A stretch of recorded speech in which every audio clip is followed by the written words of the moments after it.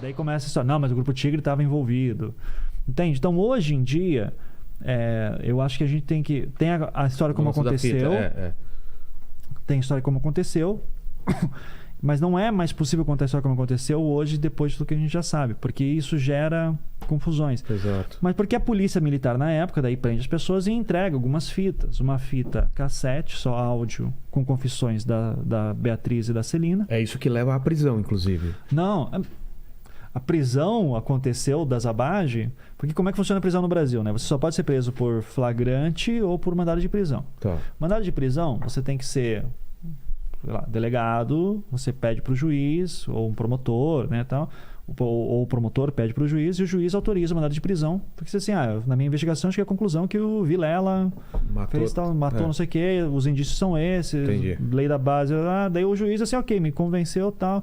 Prisão temporária, geralmente de 5 a 10 dias, né? E daí nesse tempo de prisão temporária, a gente se encontra-se mais coisas, vai para uma preventiva e depois vai subindo.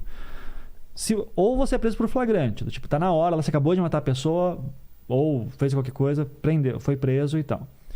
A coisa do Grupo Águia é estranha, da PM já é estranha, porque era uma PM que só pode prender flagrante. Você não tem PM pedindo pro juiz mandado de prisão. Mas eles dizem que tinha um mandado de prisão. E tem nos autos processos um mandado de prisão muito estranho. Assim. Então, sabe, é tudo esquisito. Mandado de prisão pedido pela PM, com assinatura estranha. Confissão com assinatura bizarra. Tem uma hora lá que o promotor assina como doutor promotor de justiça. Nossa. Sabe? Que promotor que... Doutor promotor de justiça. Então, assim, os documentos assim feitos, mas em teoria é como se a Polícia Militar tivesse feito um inquérito próprio, sem saber fazer inquérito, dentro dos moldes deles. E que o Ministério Público daí releva, que diz assim, prendeu os caras, né? Tá confissão aqui e tal. Daí apresenta lá a fita de confissão. Nunca perguntou onde que foi gravado as fitas, em que condições, como que foi feito isso. E isso com a Beatriz e a Celina, desde o primeiro dia já dizendo, nós somos inocentes e fomos torturados. Desde o primeiro dia, perante o delegado. Não tem perícia na fita, não tem nada. O Ministério Público primeiro diz que não foi periciado, depois diz que a fita sumiu, que a fita apareceu de novo, sabe? O Ministério Público acha que eu inventei essas fitas. É mesmo? De que eu achei agora. Então eu ressuscitei um dos caras, né, que tá morto, o Vicente. Sim. Eu ressuscitei um dos caras e fiz a voz dele inteira, né? Então foi isso. E como você consegue essas fitas? Daí não posso. Tá. Mas aparece essa fita, você já tinha começado o podcast. Eu já tava no meio do podcast. Então lembra que eu falei assim, que o caso Evandro é um processo de eu tô descobrindo o caso e tal? Cara. Então assim, eu tinha publicado até 24 episódios. E daí eu chego assim, mas cara, isso desde o início. Eu tinha várias linhas de investigação e várias linhas de personagens que a maioria já deve até ter esquecido, assim. Eu dizia, tem esse cara aqui que é citado desse cantinho aqui. Onde será que ele tá agora? Daí, fulano. E você também caía em beco sem saída também. Às vezes você ia pra uma linha. A maioria, né? Isso não aparece, né? Claro, isso não aparece. Não tem nem o que falar. O podcast já é gigantesco. Se eu falar tudo que deu errado, então fica interminável. Essas né? pessoas, então, essas 7 pessoas são presas? São presas em 92. Mesmo falando que foram torturadas e eram inocentes. Então, o Oswaldo, o Davi e o Vicente, eles continuaram confessando, mas é porque eles estavam apanhando ainda na prisão, né? Eles estavam sendo ameaçados. E daí diz assim, tem uma hora, inclusive, que é bem icônica, tanto da série, do podcast, enfim, da história, enfim, que é uma coletiva de imprensa, em que os 3 sentam, tá todos os veículos, tá pais e mães de crianças desaparecidas, e eles começam a explicar como é que foi o ritual. E é curioso porque a coletiva de imprensa, a história já não bate com a história que eles estavam contando à tarde ou de manhã, tá? Nas fitas gravadas pela própria polícia que depois foram entregues. Mas eles contam lá a história de como é que mataram, quem que mandou, que foi a Celina, que foi não sei o que a Beatriz participou, e que pegaram o coração, fizeram não sei o que, fizeram vivas a Satanás, qualquer coisa assim. Falam uma história lá absurda, assim. Que para um pai de santo tá falando aquilo é um negócio, sabe, que não tem sentido. Aquilo lá, o Oswaldo já tava... Fala do Oswaldo em específico, que foi o que mais apanhou. Ele tava lá já 48 horas sem dormir, sem comer, sendo ameaçado, apanhando. O cara só quer se livrar daquilo. E daí todo mundo fala assim, mas por que na coletiva de imprensa o cara não levantou e disse, eu tô sendo torturado? Porque ele sabia que ia voltar pra lá e... O que acontece no minuto seguinte, sabe? Então os caras morrendo de medo. Até que eles estão sendo forçados, isso as fitas que eu consegui comprovam também, eles estão sendo forçados a confessar crimes de outras crianças desaparecidas, entre elas o Guilherme. Ah, é?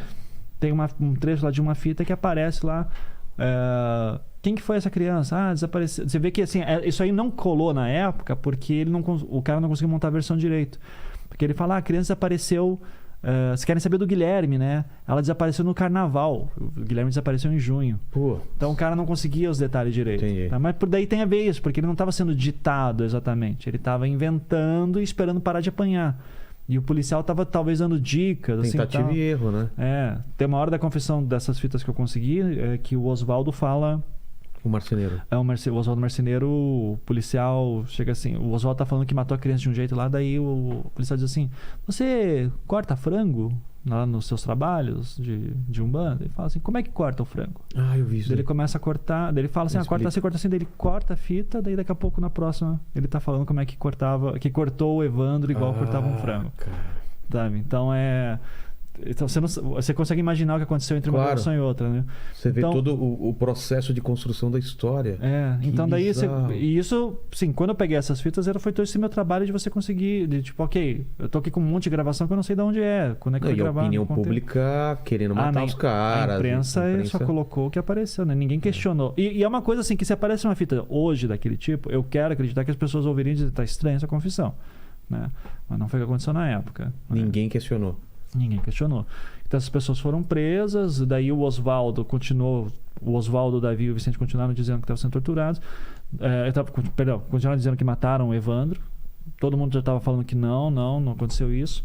E eles estavam sem advogados. Eram pessoas pobres, esses três caras. O Oswaldo, o Davi e o Vicente. Não a prefeita. Não. Elas têm advogados, já estavam falando que não, fomos torturados, assim, né? Isso é mentira, né? O Oswaldo, Davi e o Vicente não, eles continuaram confessando. E daí tem uma hora que eles confessam que mataram o Leandro Bossi, a criança anterior. Sei. Chega a aparecer na imprensa, inclusive, assim. O pai de santo confessa ter matado o Leandro Bossi. Só que daí, de repente, quando ele vai dar esse depoimento perante um juiz, perante um delegado ou um promotor, ele diz que não matou o Leandro, ele diz que entregou para uma loira gringa gorda no aeroporto de Guaratuba. Ou seja, o que a imprensa estava publicando é que tinha matado, porque de fato, daí a gente tem uma fita que ele confessa, o Leandro Bossi e tal. Então isso aí era uma história que estava sendo construída na época, mas depois ele muda para um show, não era um isso, do assim? Moraes Moreira. E que depois mudou para o sequestro para uma mulher no aeroporto de Guaratuba, tá? Quando isso acontece, tem um delegado novo em Guaratuba que está investigando o caso do Leandro Bossi. E daí ele fica sabendo que alguém em Curitiba confessou o Leandro Bossi. Então ele vai até Curitiba e vai para o Oswaldo Marceneiro, o Dr. Luiz Carlos de Oliveira. Nesse sentido, assim, a gente tem alguns atritos assim, sobre como a história aconteceu e o Dr. Luiz Carlos, mas assim, nesse ponto ele foi um cara muito corajoso. E eu admiro ele por causa disso. Ele chegou ali pro Oswaldo e disse assim, Oswaldo, essa história é verdade? O Oswaldo disse assim, doutor, você é o primeiro que está me perguntando se isso é verdade. Sim, porque agora você está me falando o que falar.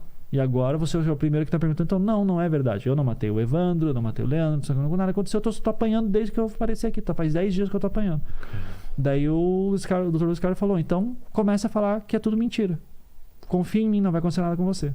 Daí o Oswaldo, no dia seguinte, num novo depoimento que dá, que são acariações que estão acontecendo, né? Que é confronto de versões. Sim. Uma acariação nova que ele faz no dia seguinte, dia 13 de julho, se eu bem lembro. Ele começa a dizer, não, tudo que eu falei é mentira, eu estou sendo torturado desde então, a história do Evandro e Leandro são mentirosas. Então, veja, a partir dali o caso muda, ele vira, até pela narrativa você vê que deixa de ser, o Evandro deixa de ter tanto foco, né, e começa a ser uma história, será que são essas pessoas ou não? Não é tipo, quem matou o Evandro? Eu quero saber se as pessoas mataram ou não. Que é até uma tristeza também, porque daí é um novo crime que está acontecendo. E por anos era só isso que acontecia. Até que daí eu consegui achar essas fitas que eram as partes das torturas que não foram entregues pela PM, né?